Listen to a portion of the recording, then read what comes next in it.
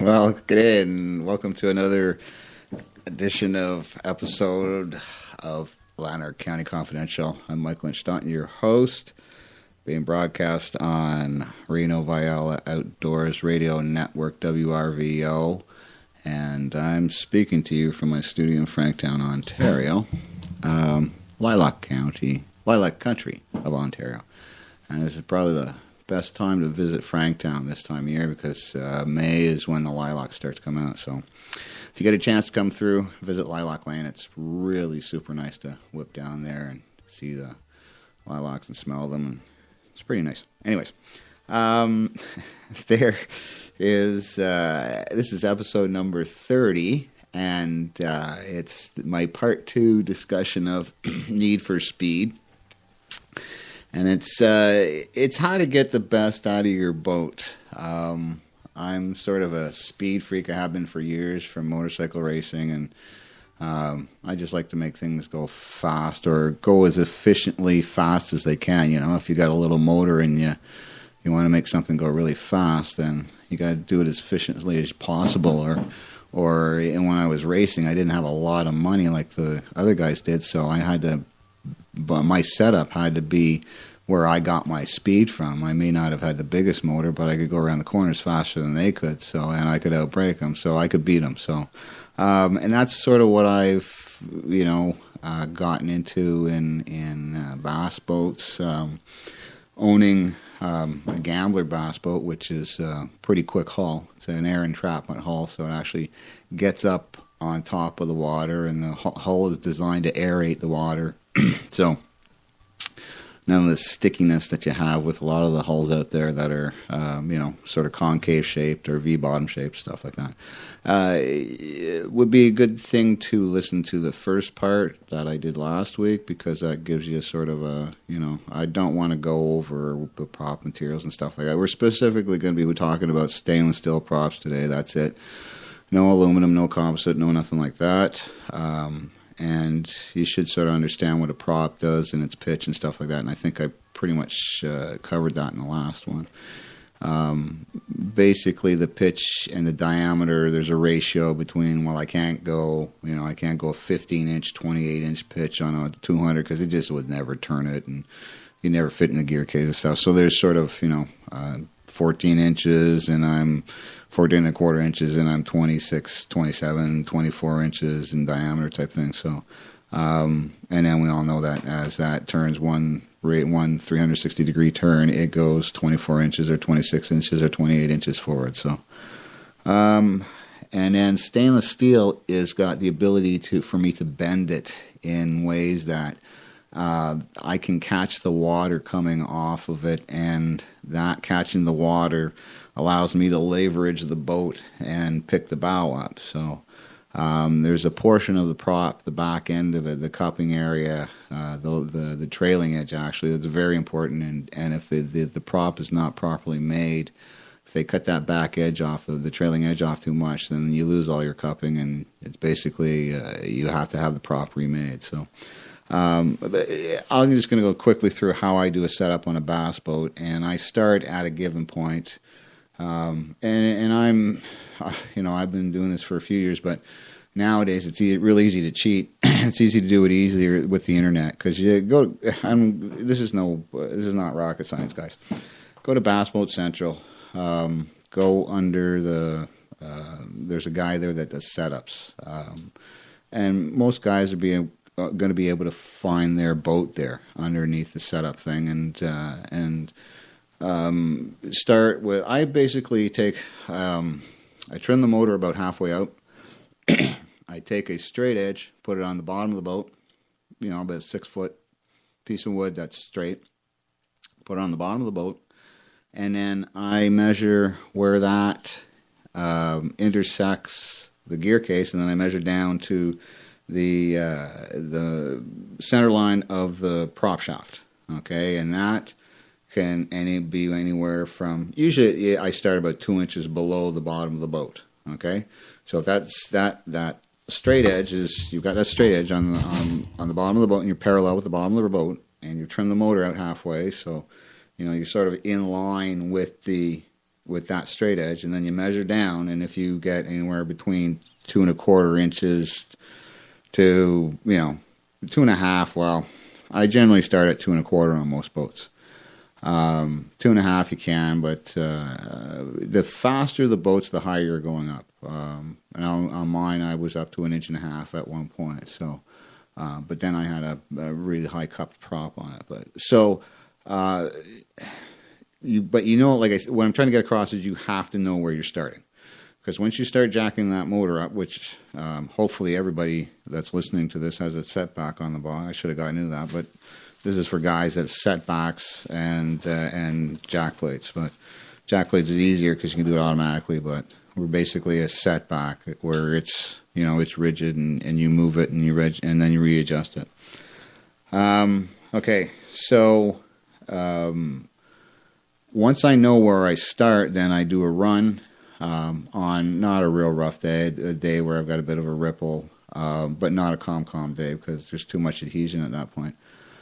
So I just a little chop type thing, and I get some numbers. I want to get as close to, and then I have the boat loaded with the gear that I usually run at. Okay, so if I got 2 live wells full all the time, then I'll foam my live wells. I'll put my tackle in the boat, and I'll get a number at that point. And I want to get within 100 RPM of my wide open throttle. So if my engine revs at 5,800 RPM. I want to get 5,800 RPM or 5,700 RPM with that prop. If I can't, then that's when I start changing my setup, because if I'm running anywhere like 200-300 RPM below, it's an issue. If I'm running over, it's an issue as well too. So if you're running over in a carbureted engine, it's not good. If you're running under, then you're probably losing 5, 6, 7 horsepower. So you might want to think of number one. My first suggestion is just having the prop rebuilt by a good shop. But we'll get into that as well too. So at this point, I'm going to just give you what you're going to do is you're going to start jacking that motor up slowly. You got a water pressure gauge on your motor as well too. And I'm talking, like I say, this is just basically for bass boat setup. So we're going to start raising the motor in 1/8 of an inch increments. And then you're going to start to see the dynamic of the boat change. Unless you're you're in the sweet spot already, and you're not going to see much of an issue with an 1/8 of an inch. But as you go up your 1/8 of an inch and then take the boat for a run and do the same thing, and you should typically do the same things. Measure how fast it comes up on plane, how it turns in corners at full speed. Can you do tight turns and stuff like that without the bow dropping down? Like there's one section on Big Rito when you're going from the lower lake down to Punamali, where there's a section there where it's a little chicane type thing, and if the boat's set up real well, you can carry your bow all the way through that section. If not, a lot of guys I've seen got to drop down and they've got to because there's one tight section of it, but so it lends itself to allow the boat to run better if the prop has the ability to hold that bow and not let the nose drop, and that's what a good prop versus a not good prop is the difference. I'll get into that as well too. So the other thing that I've gotten over the years is, and I want to get into this right now, is it's called a prop slip calculator, and on Bass Boat Central there's another section, and this is where I first found it. I have a slide rule one that I've had for Mercury for a few years, but this other one that I found on Bass Boat Central, it's an app for your phone, and it's real handy. The only thing you have to know is you have to know your gear ratio, or you should know your gear ratio of your gear case, but that's not hard to find out with the internet these days.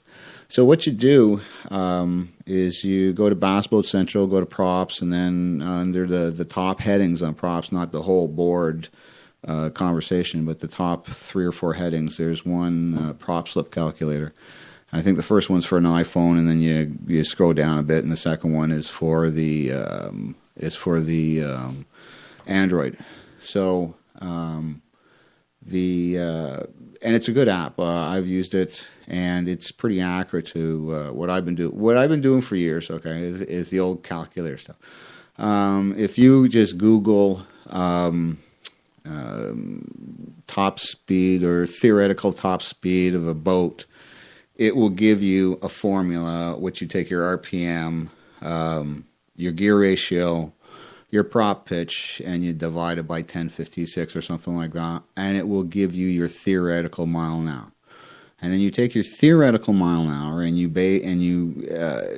put it in a formula. You divide it by the actual mile an hour, and then multiply by hundreds or 1.0 something or other, and you get your prop slippage. Okay, and this is important because it gives you how efficient your setup is. If your setup is like, say you've got 20% prop slippage, you could be burning 10 to 15% more fuel than if you had a less than 10%. Less than 10% is what you actually should have. If it's not anywhere close to that, then you have to start looking at doing some changes just in order to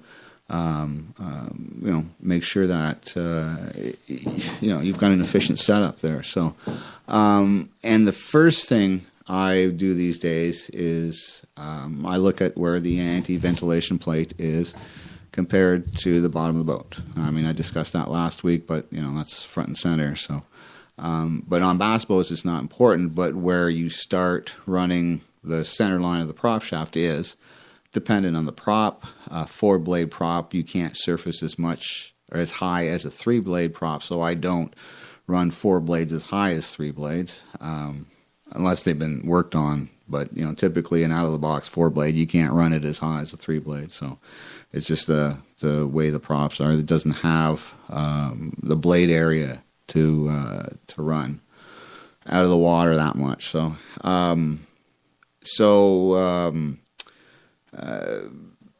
okay.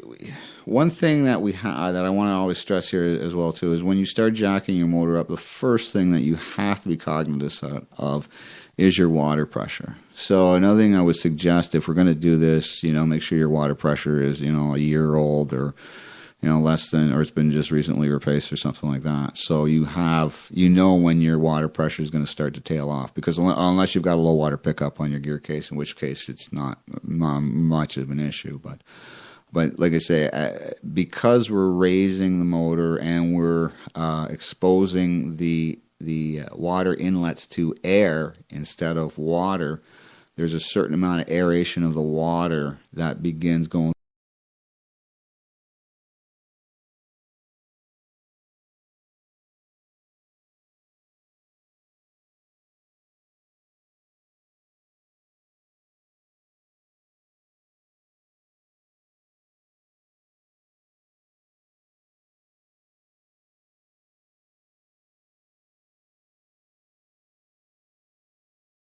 And the notorious internet connection is dropping again. They're supposed to fix the computer. It's funny because I sent them an email saying I do a podcast, and the one guy sent me an email back right away. Well, send us everything that happened and let us know right away, because we're sorry you're so unhappy with our computer. So maybe that will get their attention. Anyway, so some of the things you have to do today to get yourself-mentioned or to get noticed. Water pressure. Yeah, water pressure. Make sure that you've got water pressure, but that doesn't have a lot of air in it because air doesn't cool as much. So, and what's happening there is the engine has parameters to it, so it can run 4 or 5 degrees hotter. But if it's going to constantly run 4 or 5 degrees hotter, then an engine running 4 or 5 degrees hotter is an engine running 4 or 5 degrees hotter all the time. So, it can lead to premature engine failures. Not premature, but premature. So watch your water pressure. Always make sure you got half decent water pressure, between half decent and good. So the other thing that's going to happen is as you start lifting it up, the thing's going to start, even if you have hydraulic steering on it, it's going to want to pull one way or the other. And it leads me to two quick stories I got to tell you. Just to give you, if you're going to do this and you don't have much experience in it, you're going to experience, once you get over 65 miles an hour, you're going to experience, this is another thing called chine walking. And if you don't know what chine walking is, just keep the steering wheel straight and keep going. You'll go for a good ride. I'm just kidding. And chine walking, read about it. It's easy. It's just a left-hand turn. You just keep jerking the wheel, going. If you get into a chine walk, just turn left, okay, and then straighten it out. And every time you go into a chine walk, turn left, turn left, turn left, and the boat will straighten itself out. All it's doing is it's bouncing back and forth on the pad. It's called crabbing as well too. And what's happening is the boat wants to sell itself. A lot of chine walking happens is because the motor's not high enough. One of the first boat, I was setting up a boat one weekend, and I thought I had it pretty close within the ballpark, and I took it out, and it was all over the place. And the next day, I went up a half an inch, and it made night and day difference. So, but one of the first boats I ever took out, a guy gave it to me, and he asked me to prop it for him, and he had a setback on it, and do engine height and everything like that. And I was green and didn't know what I was doing, and threw my brother-in-law in on the other side, and we ran a 24-inch prop in the morning, and I had nice RPM in it, but it came out of the hole a bit slow. And then ran around with that for about a couple of hours just to see what it was like. And then about 11 o'clock, came in, put a 22-inch prop on it, same engine height. Didn't do nothing but the engine height or anything. And filled the live wells full. I think, we had the live wells full anyways. And went for another rip. But this time, it was, a few hours later, the wind had picked up. It was about another 3 or 4 inch chop on the water. The morning was pretty much calm, but maybe a little ripple. And my boss was out with me, and we were on Mississippi Lake, and he was in one of our boats, and I'm in this customer's boat with my brother-in-law beside me. And I had talked to a few other guys in Ottawa Bass at the time, and one of them had told me the story of how he had spun his boat out, and because he was doing a right-hand turn, they both went out of the boat. So what was suggested was do a left-hand turn, because the driver then is, you can't, you basically, or the passenger is the pivot, and he doesn't move. The driver has the wheel, so you're not going to fall out of the boat as easily. So, but what happened was, as my boss was coming around the outside of me, I wanted to see how tight this thing would turn. I was trimmed probably about halfway out, and I just grabbed the wheel and gave it a yank, and within, it was instantaneous. We were doing a 360-degree flat spin rotation on the water at 56, 70 miles an hour, or 56 miles an hour. About 60 miles an hour, I think it was. Anyways, it was pretty interesting on my part, but I didn't realize that my brother-in-law, the fastest boat he'd ever been in was his little 12, 13, 14-foot aluminum with a 6 horsepower Johnson on the back of it. So when we came down, and it was pretty cool, because as we did that spin, I watched my boss go by me. Like he was on the outside, and then all of a sudden, boom, I'm seeing the lake, and then I start coming around, and, oh, there he is again, and then boom, we landed down. And this was in the late 80s, and didn't have a foot throttle for it, so I had my knee braced against the throttle, and so we were still going at pretty much wide open throttle when we hit. And so I pulled back on the throttle, lifted my knee up, pulled back on the throttle, put it in neutral. My boss idled up to us, and because he saw everything that happened, I looked at my brother-in-law. He looked at me. He says, "You know what? I couldn't move." And then I understood that the G-force was so much that he couldn't move at all. So my boss said that's how he wanted to see how tight they would turn, but he wasn't going to do it to that extent. So that was my first big lesson in what a bass boat can do and how quickly it can do it. The next one was when I had a gear case to repair on this 19-footer with a 175 on it, and foot throttle on this one. And we were on the Rideau River below Ottawa, and he had a racing jack plate on it, which I didn't realize was a racing jack plate. And everything, tilt and trim and race, and the jack plate settings were all on the wheel. So I'm getting used to this, and we're running down 50 miles an hour, and I get the boat up and hit the jack plate a couple of times. Okay, start to trim it out, And then I punched it, and as soon as I hit full throttle, the boat started to turn left. And what had happened was the last point, the last shot of the jack plate I did, it went up so high that there wasn't enough lower unit in the water. And then the boat just started to turn left. And no matter what I could do, I couldn't make it turn right. Now, this was happening so quick, and I didn't want to pull the lanyard because I didn't know at that point what would happen. And my hands were in a position, this had buttons on the wheels, where I couldn't reach the trim. And I let off on the throttle right away, but the foot throttle was stuck at 3/4 throttle. So I'm fighting the wheel, trying to turn it back, trying to reach the trim, as I can't hit the trim. And so I said, okay, screw this, and I went with it. So I just turned left. At that point, we're about 20 feet from the shore. Brand new prop. I dinged the prop. That's how close. We hit a piece of wood, a log coming out from the shore. That's how close to the shore we hit coming back out. The one guy, I had both customers in the boat. The one guy, he's sitting right beside me. He looks at me. He says, "Neat power turn." And the guy on the outside says, I couldn't move. And my hand's shaking. I got to reach down and pull the throttle off with my hand. And I said, "Did you realize your throttle sticks?" And the one guy says, "Well, that would explain why it accelerated up onto the trailer the other day." And I said, "What do you mean?" He says, "Well, that's how we did all the damage."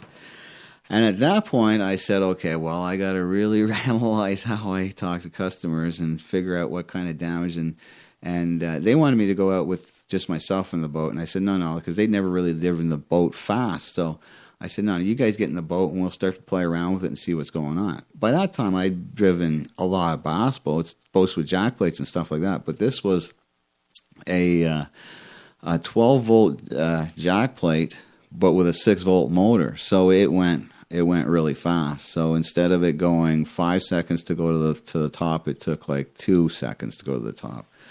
So it wasn't designed for that boat, is what I'm saying. And that's what you can get into sometimes if you don't know what you're looking for, especially the hydraulic steering these days. Before I take a boat out, I check the steering system, because I had one boat. By the time the guy said, "Oh yeah, everything's fine," and I just took his word for it, yeah, it seized steering. I didn't know until I got up halfway the lake, and then you went to turn the motor the other way, and bam, it seized.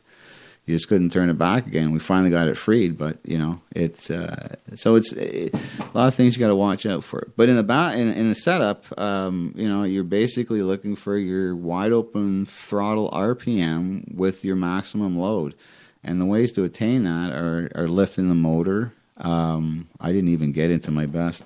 I might do part 3 on this. I didn't even get into my best story. I got another story to go through as well too, but we're getting to the time out here. So, and I want to talk about some crappie fishing. So I think I'm going to do maybe part 3, because I got still some more stuff I can talk about on this. So, and I'm hitting 25 minutes, and I got to get going.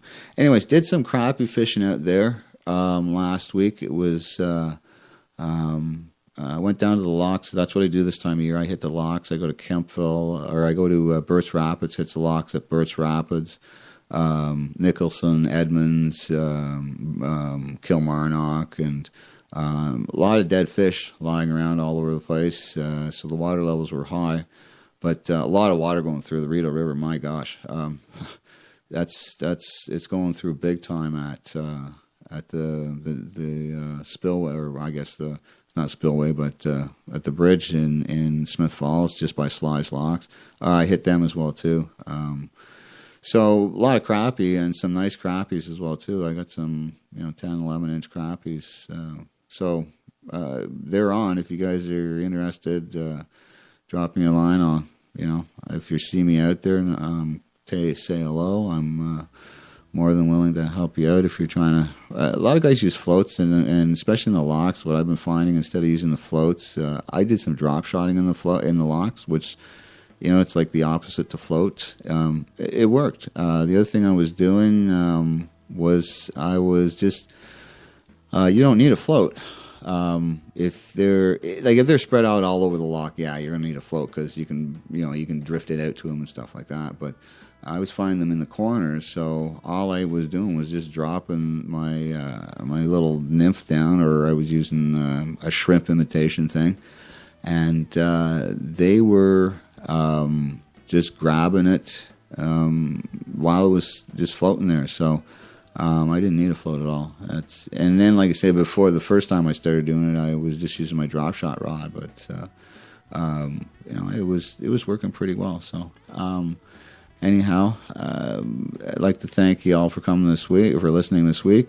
Lanark County Confidential has been a production of MLS Outdoors Media.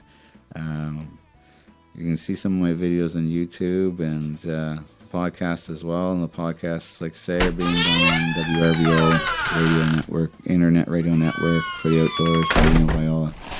Thanks a lot for listening. Come back next week, and we'll do part 3, or we'll have one of my interviews going up. I've got a couple of interviews going, so we just might